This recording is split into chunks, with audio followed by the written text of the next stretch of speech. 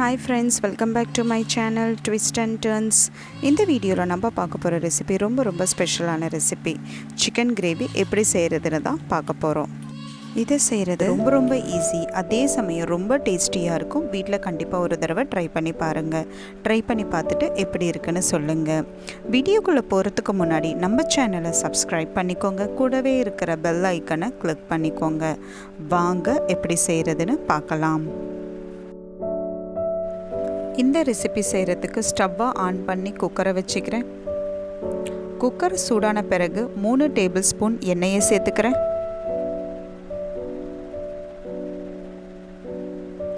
எண்ணெய் சூடான பிறகு பட்டை, கிராம்பு, ஏலக்காய் இதில் எல்லாத்துலேயும் 2 சேர்த்துக்கிறேன்.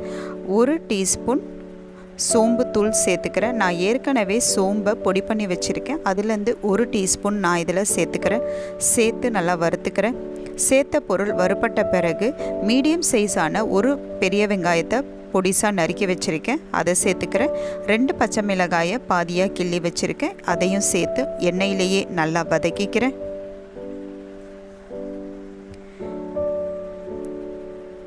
சேர்த்த வெங்காயம் எண்ணெயில் நல்லா வதங்கின பிறகு 2 டேபிள் ஸ்பூன் இஞ்சி பூண்டு விழுத சேர்த்து பச்சை வாசனை போகிற வரைக்கும் எண்ணெயிலேயே நல்லா வதக்கிக்கிறேன்.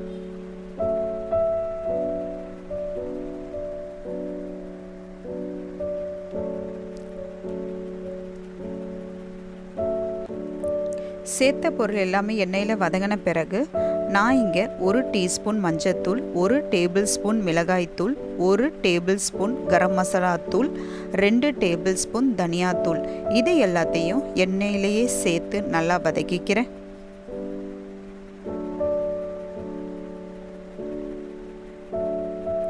சேர்த்த பொருள் எல்லாமே வதங்கின பிறகு நான் இங்கே 2 டேபிள் ஸ்பூன் தயிர் சேர்த்துக்கிறேன்.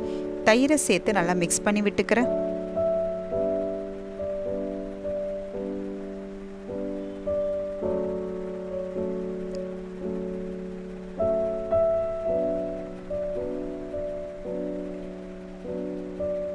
நல்லா மிக்ஸ் பண்ண பிறகு நான் இங்கே மீடியம் சைஸான 2 தக்காளியை பேஸ்ட் பண்ணி வச்சுருக்கேன். அந்த தக்காளி பேஸ்ட்டை நான் இதில் சேர்த்து பச்சை வாசனை போகிற வரைக்கும் எண்ணெயிலேயே நல்லா வதக்கிக்கிறேன். இப்போ பாருங்கள், சேர்த்த தக்காளி எண்ணெயிலேயே நல்லா வதங்கிடுச்சு.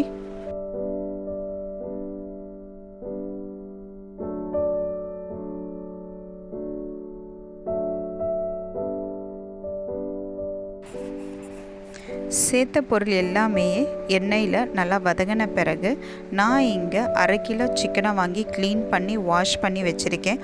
அந்த சிக்கன் பீசஸை ஒவ்வொரு பீசஸாக நான் இந்த மசாலாவில் சேர்த்துக்கிறேன். சேர்த்து நல்லா மிக்ஸ் பண்ணி விட்டுக்கிறேன்.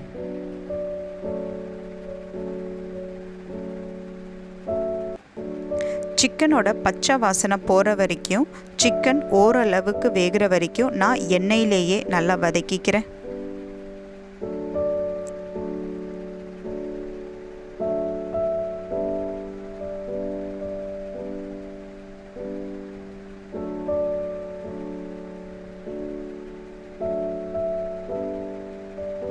இப்போ பாருங்கள், சிக்கன் ஓரளவுக்கு வெந்துருச்சு.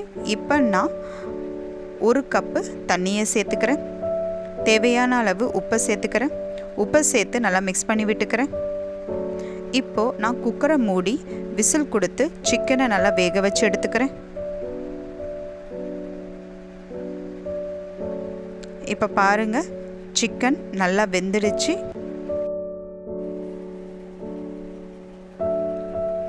இப்போ பாருங்கள், சேர்த்த சிக்கன் எல்லாமே நல்லா வெந்துடுச்சு.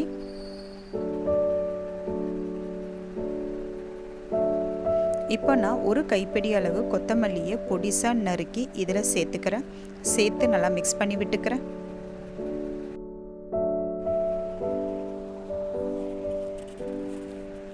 ஒரு திக்கான கிரேவி பதத்தில் வேணுன்றதுக்காக நான் சிம்லேயே வச்சு தண்ணியை ஓரளவுக்கு குறைச்சிக்கிறேன். இப்போ பாருங்கள், சேர்த்த தண்ணி எல்லாமே ஓரளவுக்கு குறைஞ்சிருச்சு, ஒரு திக்கான கன்சிஸ்டன்சிக்கு வந்துருச்சு. ஸோ இப்போ நான் ஸ்டவ்வை ஆஃப் பண்ணிடுறேன். அவ்வளோதாங்க, நல்ல சுவையான மணமான கொங்கு நாட்டு ஸ்டைலில் காரசாரமான சிக்கன் கிரேவி தயார். இதை செய்கிறது ரொம்ப ரொம்ப ஈஸி, அதே சமயம் ரொம்ப டேஸ்டியாக இருக்கும். வீட்டில் கண்டிப்பாக ஒரு தடவை ட்ரை பண்ணி பாருங்கள். ட்ரை பண்ணி பார்த்துட்டு எப்படி இருக்குன்னு சொல்லுங்கள். இதை நம்ம இட்லி, சப்பாத்தி, தோசை, பூரி, சாதம் இந்த மாதிரி நிறைய டிஷ்ஷஸ்க்கு சைட் டிஷ்ஷாக வச்சு சாப்பிட்லாம்.